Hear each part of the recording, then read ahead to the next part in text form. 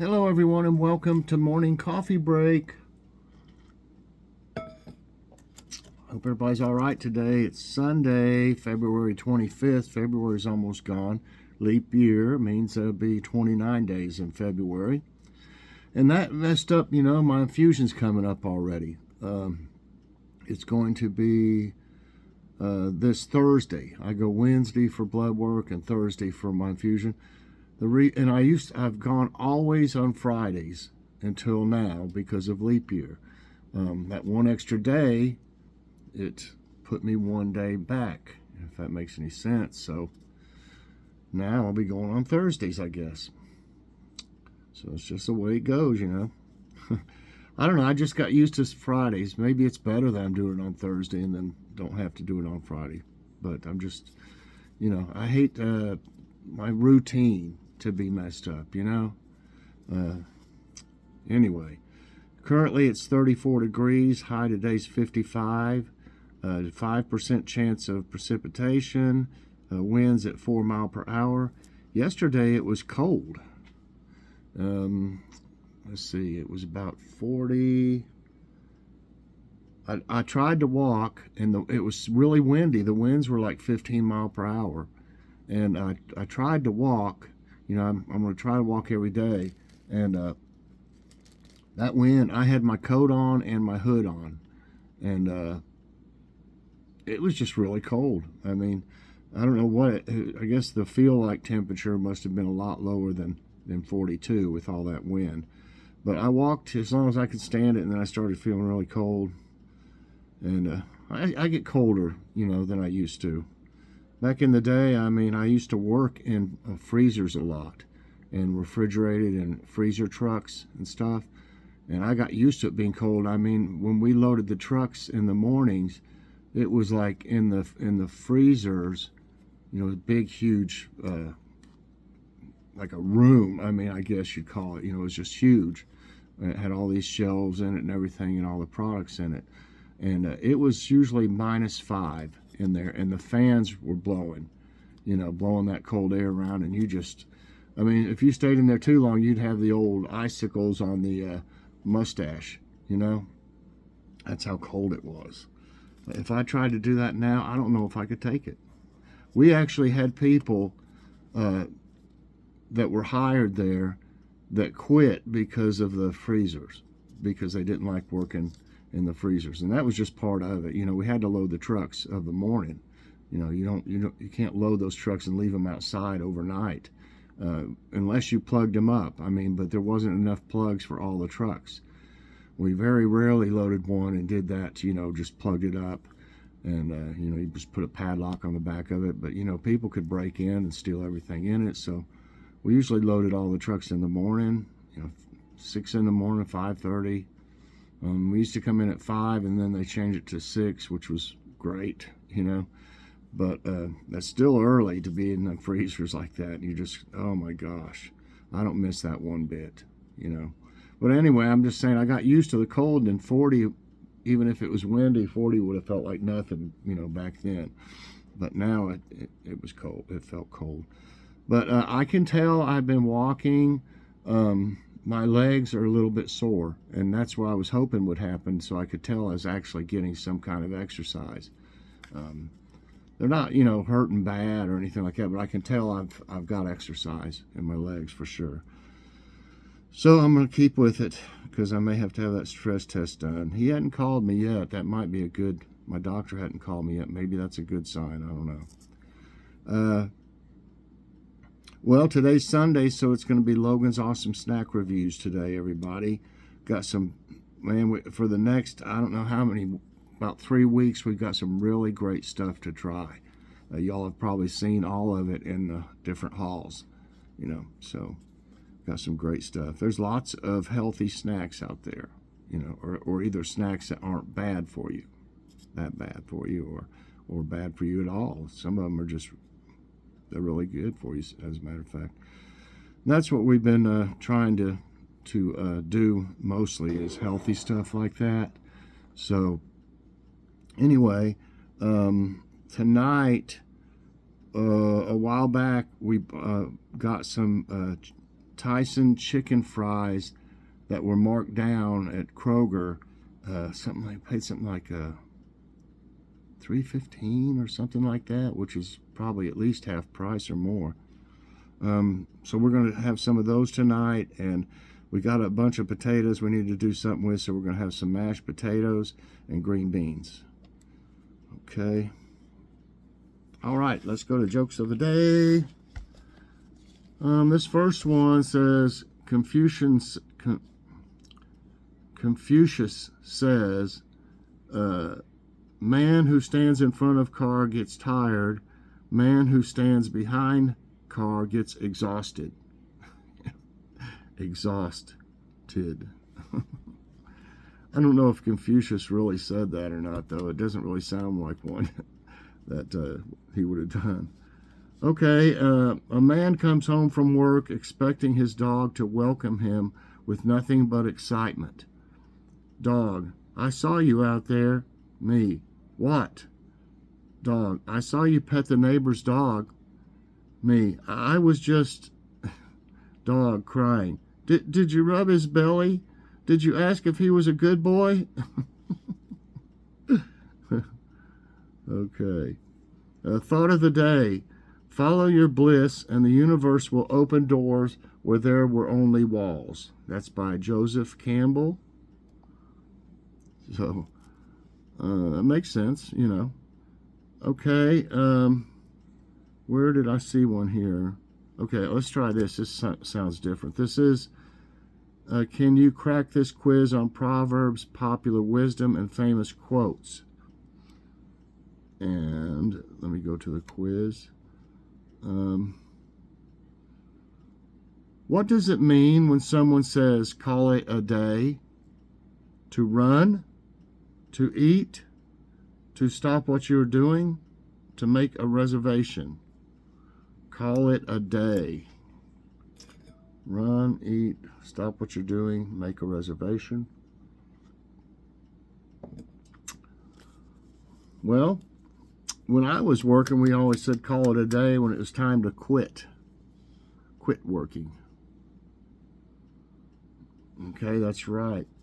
To call it a day means to stop what you are doing because you do not want to do anymore or think you have done enough.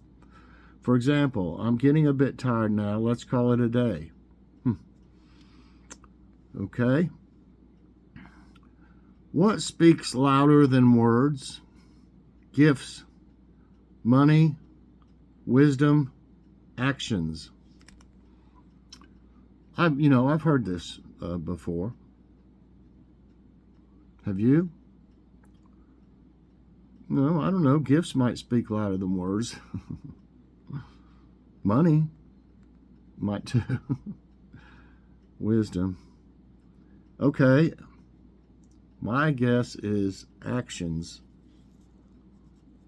The phrase, yes it is, actions speak louder than words, carries a powerful message about the importance of living out your beliefs and taking action rather than simply talking about them. Okay, according to the saying, what does an apple a day do? Helps memory, keeps family close, keeps the doctor away, makes birds happy. I don't know, I've never noticed a bird actually eating an apple. I don't guess. We used to have a bunch of, there used to be 3 apple trees down here, way down on the edge of our property. Some of it was in the neighbors over here, their property. And the city cut them down. They said they were getting too tall for those power lines out there. Apple trees don't get as tall as those power lines. I don't know why they insisted on doing that, because it was underneath the lines, kind of, well, close to them. And there's no way an apple tree is going to grow tall enough to reach those power lines. Because we used to, they were good apples. I mean, they didn't look like anything special, but mom used to come over, and my sister used to come over, and when it was time to get the apples, and they would make applesauce and stuff, apple butter, I think. I know Mom made a lot of applesauce. I'm not sure about the apple butter. But, of course, we did too. We made applesauce. with it. So I miss those. That's been many years ago, though. So anyway, I think I gave you enough time. It keeps a doctor away. An apple a day keeps a doctor away is a common English language proverb that appeared in the 19th century advocating for the consumption of apples, and by extension, if one eats healthful foods, one will remain in good health and will not need to see the doctor often. Okay, what are you wishing for if you tell someone to break a leg? Stage paralysis? Good luck? Bad luck? Good riddance? Oh, I think everybody's heard this one, probably. It shows a stage there. Oh, it's to wish them good luck, actually. Kind of odd, but you know, odds are you've heard the term break a leg and maybe even used it to wish performers good luck. It may seem odd, but in the theater world, saying good luck is actually considered bad luck. There are numerous ideas about the origin of the phrase. One story says spirits wreak havoc on your wishes and make the opposite happen. Well, it just keeps going on about that. Okay, what is the meaning of the aphorism, all that glitters is not gold? And I think for me, well, let me read these first. Do not judge by appearances. All problems have solutions. Avoid things of value. Family is better than gold. What came to mind when he says all that glitters is not gold to me was on Facebook. All these darn posts where they show somebody opening up an old clay jar or digging or pulling a rock out of the ground, and underneath it there'll be like a little iron box or some kind of clay pot or something, and then they'll open it up and there will be a lot of gold and stuff in it. And what kills me is 99% of the time it's not even dirty. You know, the pot will be all worn and dirt and stuff all over it, and they clean it, and everything inside of it is just perfect, glittering gold.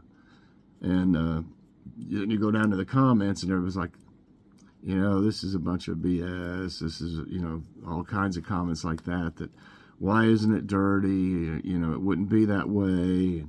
They just, I guess, do it to get views. I don't know.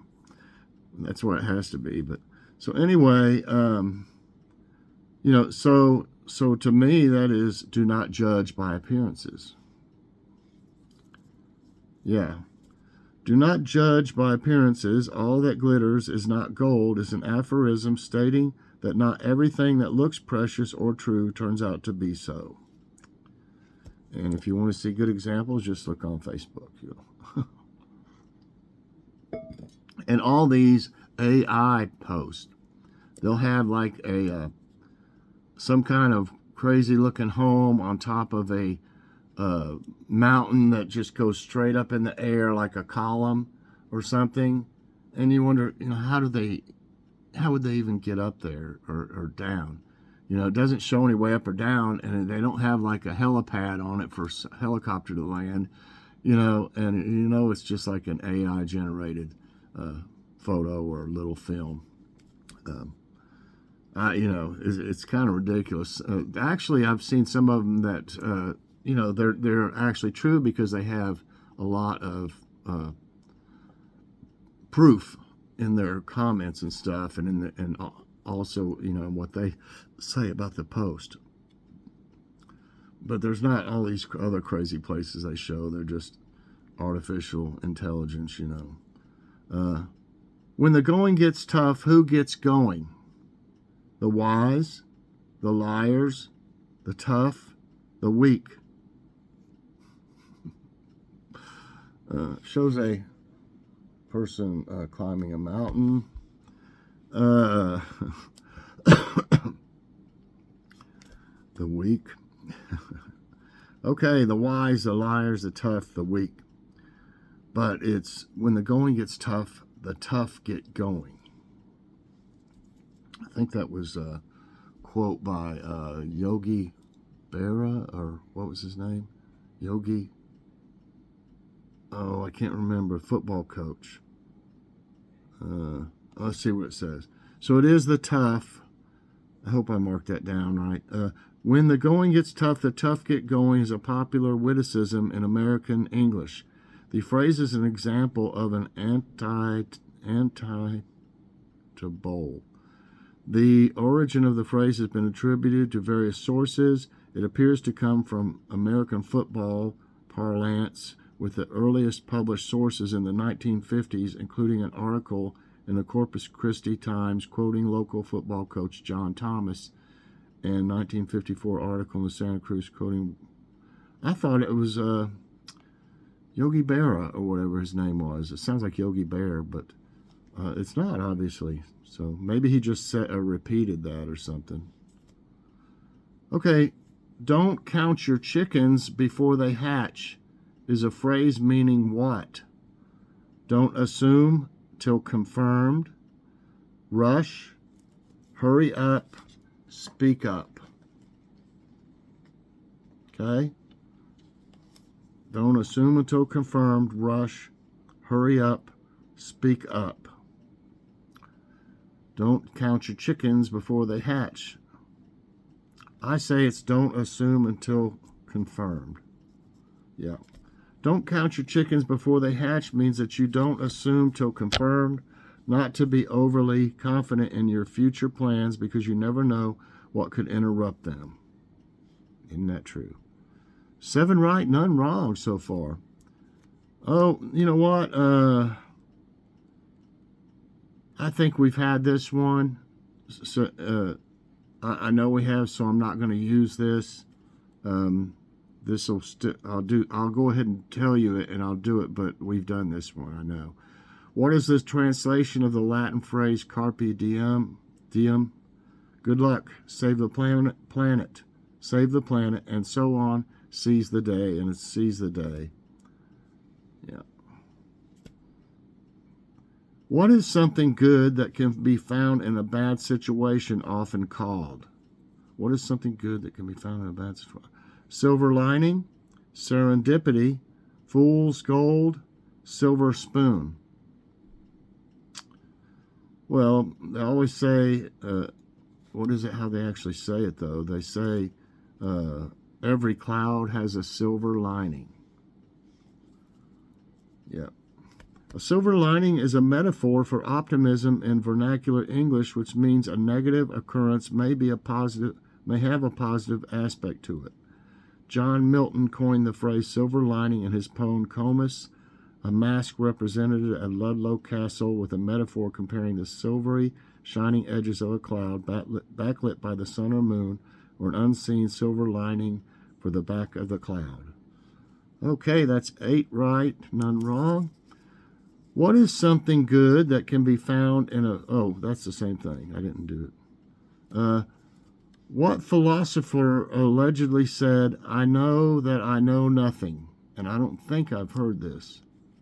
I know that I know nothing. Nietzsche, Nietzsche, Socrates, Descartes, Aristotle. Okay, I know that I know nothing. And it shows the, what's that, the Thinking Man or something like that it's called? It looks kind of like the Thinking Man. You know, I know nothing, that I know nothing. I think it's either, I'll give y'all some time, but I'm not for sure. I might miss this one.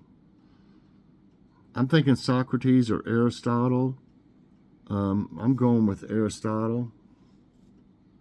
Nope, it's Socrates. I should have known to go for the opposite one than I went for.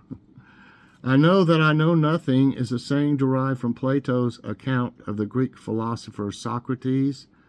For I was conscious that I knew practically nothing. It is also sometimes called the Socratic paradox. So next time, anything to do with that, I'll remember it's Socrates and not Aristotle. So that's 8 right and 1 wrong. One more. To what did the phrase "fly off the handle" originally refer? A dishwasher, an axe head, a frying pan, a door. originally refer to? Fly off the handle. So think about it for a second. A dishwasher, an axe head, a frying pan, a door. Well, I don't think a door actually, flies off the handle unless it's being busted in. A frying pan, dishwasher. Where'd they get that? I think it's just, out of, thinking about all four of these, the most logical one to me is axe head. Yeah. Well, I'd almost got it perfect if I'd have just gone with Socrates instead of Aristotle. But anyway, fly off the handle is an American phrase that comes from the way an axe head that has come loose will fly off its handle in an unpredictable manner and strike any innocent person or object in its way. Okay, everybody, 9 right and 1 wrong today. I like this. It was a different one, having all these quotes and stuff like that. So I hope you all enjoyed this. If you did, I hope you'll press that like button. Also subscribe if you haven't already, and share this out. And hit that so you get all my videos as soon as they come out. Everybody, I hope you have a fantastic day and a fantastic morning. And check out Logan's awesome snack reviews tonight. Bye, everybody, and God bless.